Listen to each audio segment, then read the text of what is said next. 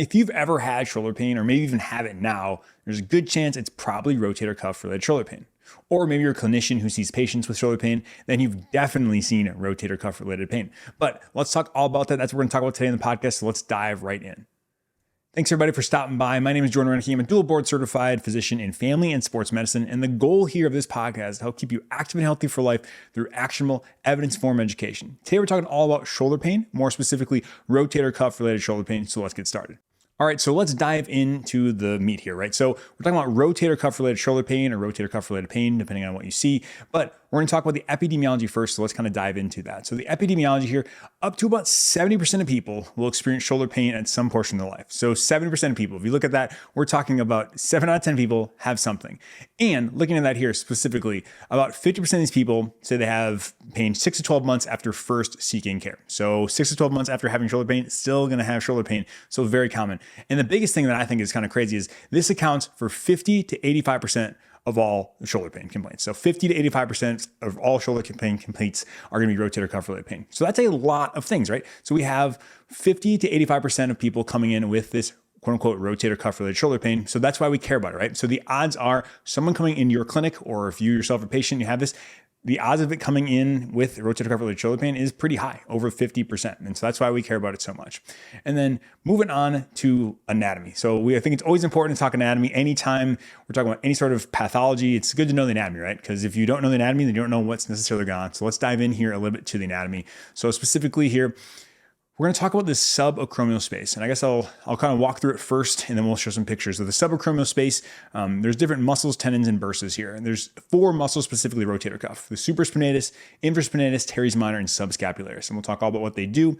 And they kind of help dynamically stabilize the humeral head into the glenoid during shoulder movement. And nobody truly understands like how they work together synergistically. Like they kind of work together to make sure it's in the right spot. But some positions have preferential firing, and like the muscle here, the supraspinatus fires predominantly versus, what that, so it kind of goes into a lot of detail. We don't necessarily know perfectly, but it's very complicated and kind of work on that. And on top of that, we also have the bursa, right? So multiple people will talk about bursa and bursitis, and we'll talk about what that is as well. And so kind of going through some pictures here real quick though. If you're watching on the video, right here, you can see that number 7 is here on the most superior aspect of the shoulder blade. This is going to be our supraspinatus. So supraspinatus specifically, this is going to abduct the shoulder. So abduct the shoulder. And if you go down here to number 8, number 6 on this diagram, this is still posterior shoulder. So this is going to be our infraspinatus, number 8, and 6 is going to be our teres minor. Those are responsible for external range of motion or external rotation. And then if you kind of go and scroll down here, this is the anterior side of the shoulder. And we're looking specifically at the subscapularis, which is this big muscle here, attaches onto the humerus, and that's responsible for internal range of motion. So real quick, we'll just step back for 1 second. If you think where things are anatomically, then that's how you'll remember what they do. Because right, muscles and tendons, they can only pull, they can't push. So if something is connected to one end and connects to another and pulls, that's what the motion is going to be. So let's take a break and kind of think about it here. So supraspinatus, right? Sitting on top of the shoulder here, it pulls, it lifts the arm up, it abducts the arm. On the back side, we have the infraspinatus and teres minor. Those kind of wrap around, connect here. They pull. What do?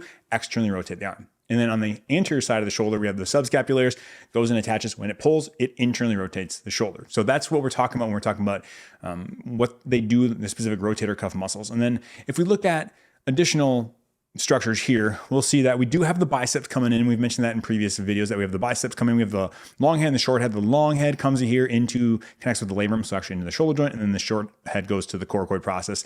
And then you see here we have the acromion, right? So the acromion, people talk about subacromial space, whether they talk about subacromial decompression, subacromial injections. Like subacromial is the space that we're talking about here. It is all this stuff underneath the acromion. So specifically, we have this bursa here, right? So we're not showing the deltoid in this picture, but usually we have the deltoid and then subdeltoid, we have a bursa right there. And then we have the rotator cuff tendons under there. So under the subacromial space, we have a lot of things. We have muscles and tendons and bursa and whatnot.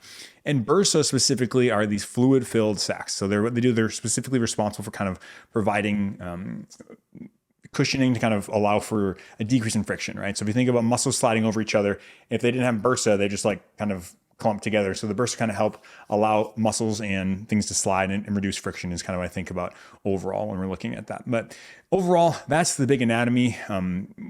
Just want to touch base on that because it's important to do. And then moving on to there, how do we define actually this rotator cuff related shoulder pain? So it's kind of tricky. There's no one definitive diagnosis, but essentially it's diagnosed by pain and impairment of the shoulder movement and function. So you're impairing shoulder movement and function, typically experienced during shoulder elevation and external rotation. So we think about elevation, that's usually lifting up the shoulder, and external rotations this way. So a lot of times it's these type of movements, elevating the shoulder, externally rotating. A lot of times people say, hey, it's when we start getting up in this area, this painful arc above 90 degrees. That's what we think about. What causes it? That's a really good question. It's thought to be due to excessive or maladaptive load on the tissue. And I think that's really important. A lot of times we used to think that, hey, this is caused by the acromion, and we'll kind of talk about this. It's a very biomechanical saying, hey, it's because of this, it's because of that. It's not necessarily as true. We don't necessarily think about that. There's lots of other contributing factors, things like genetics, hormones, lifestyle factors, smoking, alcohol intake. There's a ton of stuff going on. And the big thing to talk about is it's pretty much impossible to localize where pain is coming from. That's like the biggest thing why we've kind of changed our vernacular here to rotator cuff related pain, is because it's really hard to lock down, right? Even if you got it and said it's rotator cuff tendinopathy, how do you know if it's inverse meniscus or teres minor? Like, how do you know that? Do you know that? I don't know. So it's kind of a misnomer saying, oh, this is a rotator cuff, tendinopathy, because we don't know it's coming from there, right? We have the tendons, we have the bursa, the tendons themselves. Is there a small tear? Is there tendinopathy? Is there something else going on? There's lots and lots of things going on. So it can be very tricky. And so I just want to touch also some other names for this. So some names you might have seen are things like rotator cuff tendinopathy or rotator cuff tendinitis, maybe rotator cuff tears, subacromial pain syndrome, subacromial bursitis, and shoulder impingement.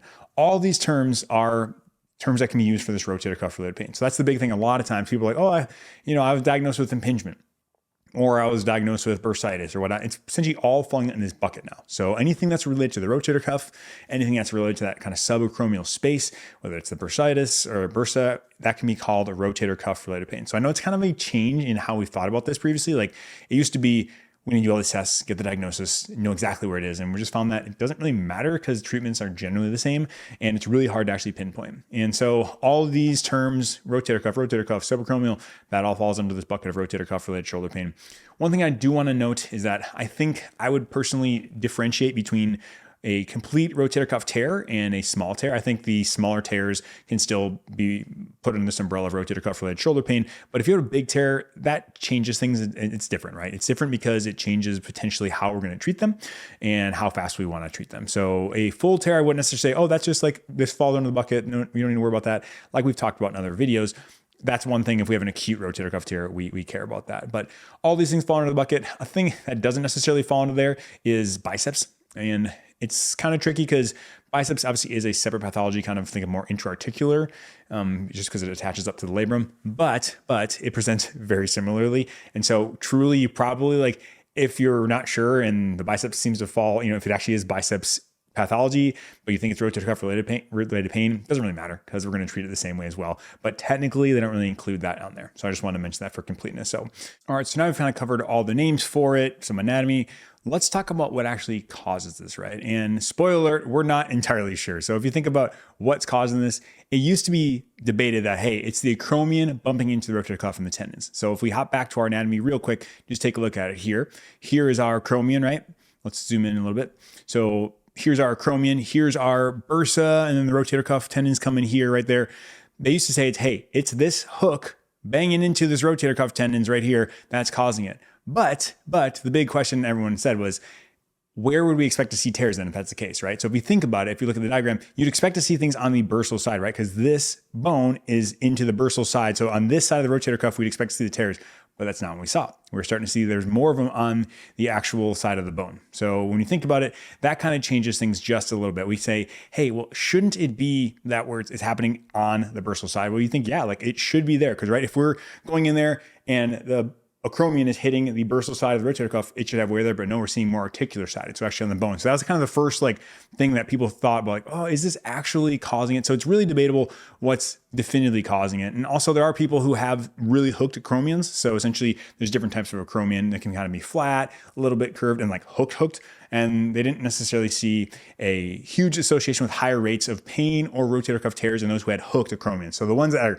super hooked and should be like banging into the rotator cuff tendons all the time, didn't seem to be higher rates of that. And on top of that, They do surgeries called subacromial decompressions, and those are essentially where we're taking away some of that acromion to release, that impingement, and that didn't seem to be helpful either. And so kind of all those different things made us challenge, like, hey, do we actually know what's causing this? And it doesn't seem like we definitively do. So the cause of this, I bring this up just to more say, hey, it's probably not necessarily just the quote unquote pinching of the acromion onto the tendons. Like that's a simplified view of things. And the whole like impingement model doesn't necessarily seem to hold true anymore.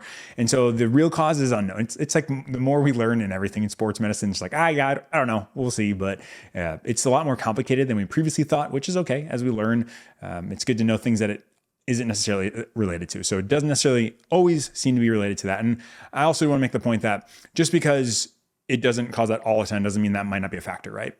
Everyone in the psychosocial model, bio is still there. So there may be some anatomical things that cause this rotator cuff related pain. I'm not saying that at all, but it just doesn't seem to be like, hey, it's caused by this one thing. It's multifactorial, as we've talked about previously. So cause is kind of up for debate. All right, so let's move on to our diagnosis now. So for diagnosis, this is going to be based on our history and exam.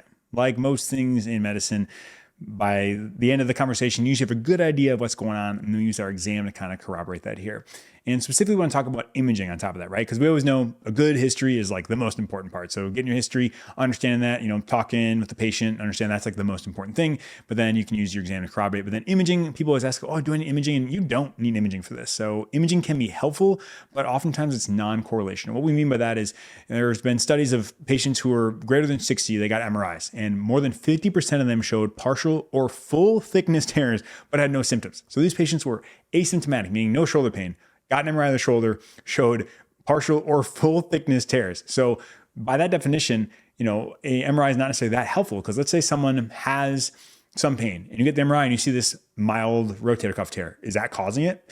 Clearly there's patients who have that who don't have pain. So is that the reason they're having pain? It's just not as easy to say that's necessarily what's going on. And they've also looked at elite pitchers and tennis players, and they show that with they did have pathology in their shoulder. So 40% of them had a partial or full thickness tear, but still had no pain and were asymptomatic. And so we can't necessarily say imaging is the most important thing.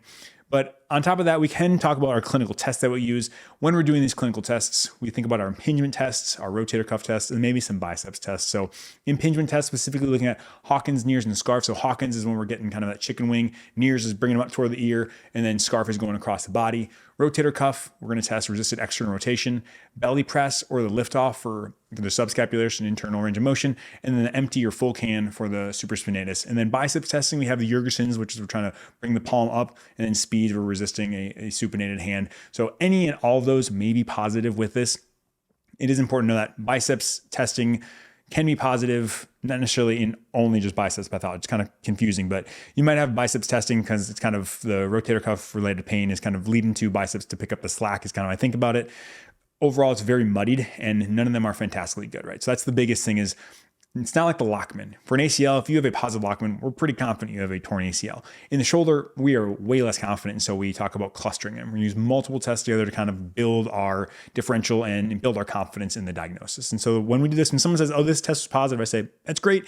What other tests are positive? Because a lot of times you'll have a positive impingement, and a positive maybe full can, and then maybe a positive biceps one or a labral one. And so there's just lots of overlapping in the shoulder in general. And so it just, not to say they don't matter, but we can't just hang our hats on that. And we have to remember also that these tests were initially built on MRI findings. So they do the tests. Okay, let's do the resisted external rotation. Oh, and then we look on MRI and yep, they had a small rotator cuff tear. But as we know, was it that small rotator cuff tear that actually caused the problem, or was it just there and we have something else going on? So we've kind of shifted the paradigm of how we think about, right? So the paradigm of how important special tests are kind of changing. There's some people I've seen in some literature where they're like, oh, like we shouldn't even do special tests. Like they don't matter. And I don't say that. I don't think we should do that. I don't think we should kind of get rid of everything because they're still very important tests for strength specifically, right? And that can be very helpful. And then also provocative positions, understanding, hey, you hurt with multiple of these tests. You kind of fit in this rotator cuff related pain. For me, it's more of a ruling out step. I think the exams of the shoulders are more for like ruling out things, meaning, hey, it's got good strength. Like I'm not worried about big tear or nothing neurologic going on. And you might have a couple positive special tests and that's okay. But it's more for like ruling out big, bad, scary stuff. But the paradigm is shifting for sure of how important it actually is. And so we've talked about how to diagnose it and all that. Now let's talk about how we treat it real briefly. Not going to go into a lot of detail here just because there's, in future lessons, we're going to talk about that. But overall, we have a lot of options. So when we talk about this, there's tons of papers and there are multiple things that have really good benefit. So when I say multiple things that have really good benefit, we're talking about things like, okay, exercise therapy, even just passive modalities, education are kind of the big things. And overall, I think the big thing that most people will talk about in the rehab world is that we want to talk about exercise therapy and then education. Those are kind of the big things. And it's not that those are like magic. There's other things people can do, even like sometimes stretching or passive modalities from physical therapists, like that can be helpful for this. But education, exercise therapy are overall, I think, the big thing, because exercise therapy, it's really important because it kind of helps build resilience in the shoulder, right? It gets you stronger, builds resilience, it helps you become capable, right? Like these patients want to do things, they have shoulder pain and they can't do the things they want to do. So we're building resilience. We're teaching them, hey, like by exercise, it's okay to exercise. We want to build you up slowly. It's going to be okay. And so overall exercise just has a million benefits, right? So we're always going to recommend that. But then on top of that, education is really, really important. When we talk about education, we're talking about understanding the patient, hey, like you exercising with a little bit of discomfort is not going to just magically rip your rotator cuff. That's not what it is. We're kind of just teaching them understanding, hey, a lot of people have this. It's a very common thing. Most times it doesn't require any sort of intervention, whether that's even injections or surgeries. Like most of the time it doesn't require that. Having a good prognosis, most people get better over time. So just kind of understanding, giving them like the framework for, hey, this is going to probably get better. And that can just be really beneficial because people feel shoulder pain. It can be really sharp, debilitating. They're scared and it's like, oh my gosh, what's going on? So we can provide them kind of reassurance that, hey, this is the normal course of the shoulder pain. It does get better over time. Even if we do nothing, there's a good chance that it might get better. But even with some guided exercise and some education, that things get better as well. And when we do exercise, they focus on rotator cuff and periscapular strengthening. So specifically looking at the muscles around the shoulder blade as well, as not just the rotator cuff muscles, but we also have things that we can do like injections. We can do surgery if it's a need be at the kind of last case scenario if we're having lots of issues, but we have lots of options. Usually they end up really well and patients get better, but that's essentially it for this rotator cuff related shoulder pain. In summary, this is a very common condition. We see it all the time in patients. It's not very serious in terms of like, there's not tons and tons of bad outcomes. A lot of times these get better on their own. We can diagnose it clinically, just talking with the patient, doing some exams as well. We do not need to necessarily have imaging. I think imaging is reserved for acute injuries if we're worried about a big tear or if we're not getting better after therapy. And then from a treatment perspective, we have lots of things, whatever aligns best with the patient. I typically go with exercise therapy and education are my big ones just because I think it helps build resilience in patients and helps keep them active, which is really important. But we have lots of modalities that we can do to get patients better. So that is it for this topic today. I hope you appreciate that. Hope you liked it. And if you did, it would mean the world if you share this with a friend. Maybe share with someone who had shoulder pain or a fellow clinician who deals with shoulder pain. I really appreciate it. That'd be the highest regard, highest compliment if you could share this with someone. So, but that is it for the day. So now get off your phone, get outside, and have a great rest of your day. We'll see you next time.